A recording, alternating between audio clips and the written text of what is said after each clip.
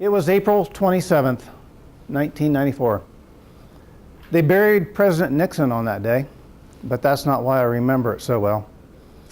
I took that day off from work, and I decided to put my time to good use by finally getting rid of those 2 dead trees by the end of our driveway.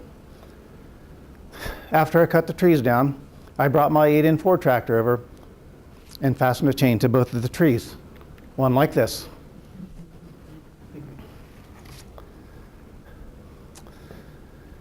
I had plenty of time that day. I didn't need to be in any hurry. And later that afternoon, I'd meet my wife at the Granville Elementary School to watch our kids perform in a school play. It's something I had looked forward to for quite a while. After I finished securing both of the trees to the back of the bush hog that was still attached to the tractor, I began dragging them slowly across our yard toward the woods. As I approached the edge of the woods, our yard ends and turns into a field and begins to slope downhill.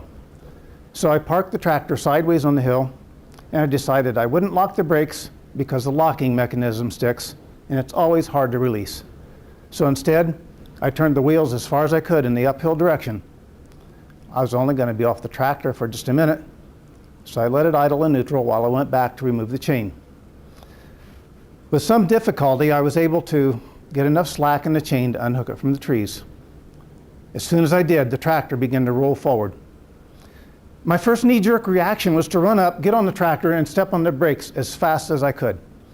Since the bush hog was still attached, I'd have to step in front of the rear wheel to get on the tractor. Well, this seemed like a deceivingly easy thing to do since it was moving so slow. In the split second I had, I reached out with my left arm to grab the steering wheel and pull myself up to the seat. But before I could step onto the platform, the rear wheel rubbed against my chest and knocked me to the ground.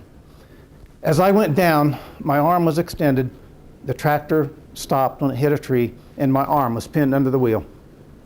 Immediately, my whole arm began to go numb, and the pain was becoming unbearable. As I'm lying there screaming for help, I'm wondering how me, as a kid who grew up on a farm and should have known better, could do something so stupid.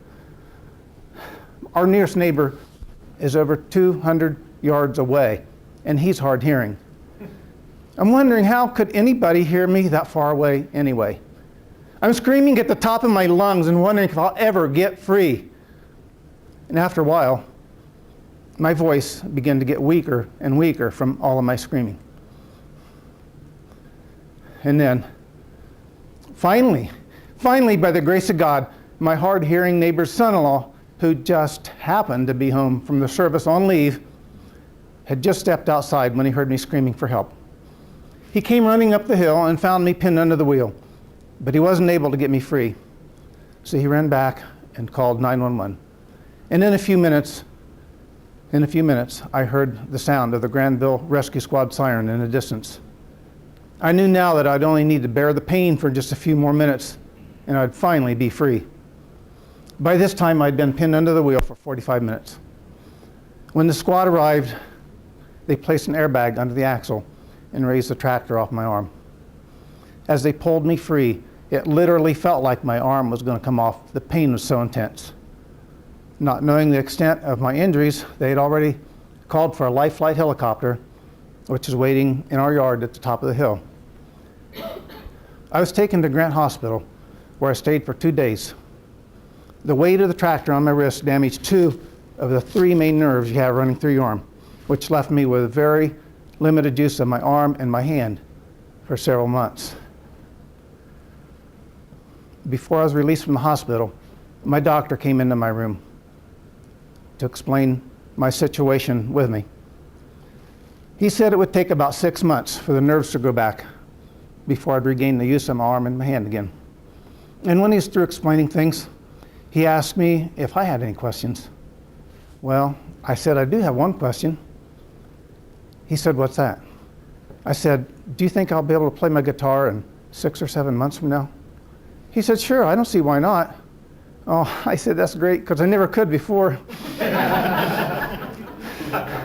He got a good laugh out of that, and I missed my kids' play that day, which I really regretted, but everything considered, I was very fortunate, because the outcome could have been much worse. And I'll never be able to thank the Granville Rescue Squad or our neighbor enough for everything they did for me that day. I truly believe that God must have had other plans for me. And if anything can be learned from this, is simply don't take shortcuts when it comes to safety. I could have locked the brakes. I could have put something in front of the wheels. I could have turned the engine off and left it in gear so it wouldn't roll. I could have just stood back and done nothing and watch it run into a tree. It did anyway. But I did none of those things. I acted on an impulse, and that impulse almost got me killed that day. It's been almost 17 years now since this happened, and I think reflecting back on this day was a good thing to do, but at the same time, when I begin to recall more and more of the details of this horrible day, it almost began to feel like I was reliving this nightmare all over again. Thank you, Mr. Chairman.